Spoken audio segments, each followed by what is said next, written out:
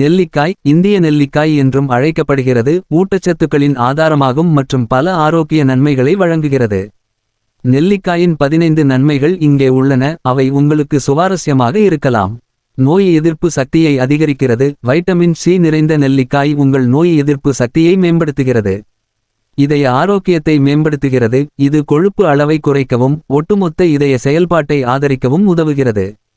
கல்லீரல் ஆரோக்கியத்தை மேம்படுத்துகிறது. நெல்லிக்காய் கல்லீரலை சுத்தப்படுத்தவும் அதன் செயல்பாட்டை மேம்படுத்தவும் உதவுகிறது. ஆரோக்கியமான செரிமானத்தை ஆதரிக்கிறது. இது செரிமான ஆரோக்கியத்தை மேம்படுத்துகிறது மற்றும் மலச்சிக்கலை தணிக்கிறது. முடி வளர்ச்சியை அதிகரிக்கலாம். நெல்லிக்காய் முடி வேர்களை வலுப்படுத்தி முடி வளர்ச்சியை ஊக்குவிக்கிறது.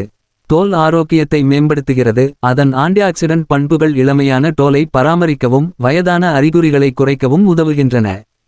இரத்த சர்க்கரை அளவை ஒழுங்குபடுத்துகிறது. நெல்லிக்காய் இரத்த சர்க்கரை அளவை ஒழுங்குபடுத்துவதன் மூலம் நீரிழிவை நிர்வகிக்க உதவுகிறது. அழற்சி எதிர்ப்பு பண்புகள். இது உடலில் அழற்சியை குறைக்கும் சேர்மங்களை கொண்டுள்ளது.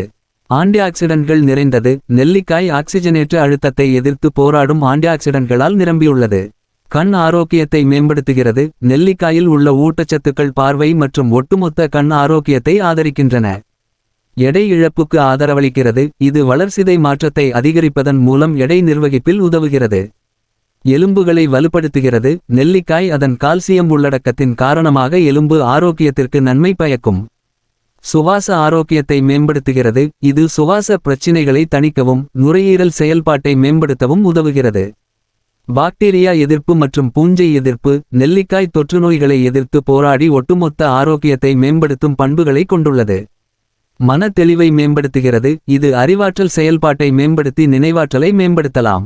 உங்கள் உணவில் நெல்லிக்காயை சேர்த்துக்கொள்வது இந்த நன்மைகளை அனுபவிக்க ஒரு சுவையான வழியாகும்.